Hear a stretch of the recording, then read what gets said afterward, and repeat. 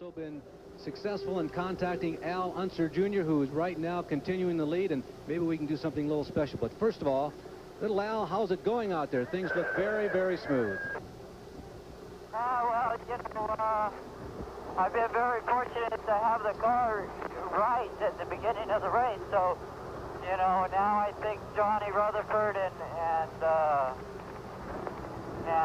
Rick Mayers, you know, they're both looking against it. So, you know, I don't know what when the green falls again. What about the pit infraction? Was it a little difficult to figure out what was going on without radio contact? And then, you know, I didn't know what was wrong because I didn't make that big of an infraction. Well, little Al, you've lost radio contact with the pit crew. Jack Garrett right now is down with your crew chief, and maybe we can arrange something just a little special. Jack? Well, that's right, Larry. We're with Dennis Swan, and he cannot communicate with Al Unser Jr., but we're going to give the microphone to Dennis, and hopefully you can transport on to Al any questions they may have.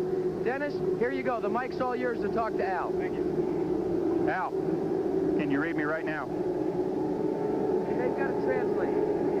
They've got to translate to you. You ask the question, and then Larry will ask him. All right. Al, I want to know about your left front tire. Al, this is from your crew chief. This is from Dennis. He wants to know about the left front tire. Does everything look routine? Both front tires are good. Al, come back on that. Somebody stepped on your lines. They're good, you know. Yeah, what I need to know is, do we need to do a 4-tire change to get rid of the push? Do we need to do a 4-tire change the next time we come in to get rid of the apparent push, Al? Well, I don't know. I don't think so, you know. Thank you. The car's working pretty good. Tell him the car's working pretty good. That I liked a little bit of purchase in it, you know.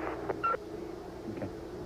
Well, apparently Al Jr. That's the change, gentlemen. I've never had to be able to interview a crew chief that interviews a driver through Larry Nuber. Kind of unusual, but a first for ESPN and television, I believe. Yeah, it really was, Jack. And I would imagine that Al Unser Jr. really appreciated that, because he's been out there in silence. All he's had is the roar of the engine for apparently this entire race, Gordy, and that would be a welcome sign. Human voice.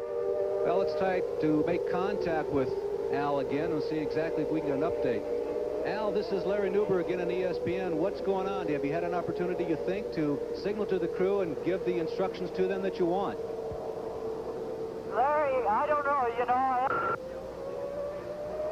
down and talk to my guys, you know, and give it to my guys so that your radio's working to me.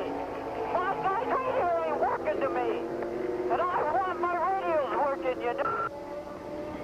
Well, obviously, Al Unser Jr. wanting to see if there's any possibility. Al, one thing just to give you an update, we are checking on the possibility of getting that radio from us to you down to the crew chief. That might be impossible, but we're working on that possibility. Al Unser Jr. Al Unser Jr. right now is trying to get communications with his crew so that things can be done to get just the right tire setup that he desires. Jack Garrett is down in the pit area. We're here with Dennis Swan, and let's first establish what the situation is. We do not have one of your radios, Dennis. Right. What we have is a monitor which allows us to hear your communications. Now, you can hear, but unfortunately, we haven't been able to let Al Jr. know that we don't have one of your radios. Yeah. Larry. Talk directly to Larry. Yeah, Larry, what you got to do is you got to tell him we have to stay in line. We'll tell him when to pit. Just stay out. Because of the rain, we can't come in right now. You got to stay up in the queue. Well, Al, this is Larry again up in control, and some clarification for you. We do have a scanner. It is not one of the team radios, and we have, therefore, no way to get down to you, but your crew chief has said you must stay in line, and they will signal you when to come in. You got a reading on us, Al? Now, you know, now you're full. Breaking down real well, one more time we'll repeat because we're getting some breakup back from you, Al, just to make sure that you got the message. Dennis has suggested that you stay in line, that they will signal you when to come in because of the rain. They do not want you to pit. And again, we don't have one of the team radios as we thought. It's a scanner, so no way to get it to you. You got a reading on us, Al. Yeah, he's waving. I think he's finally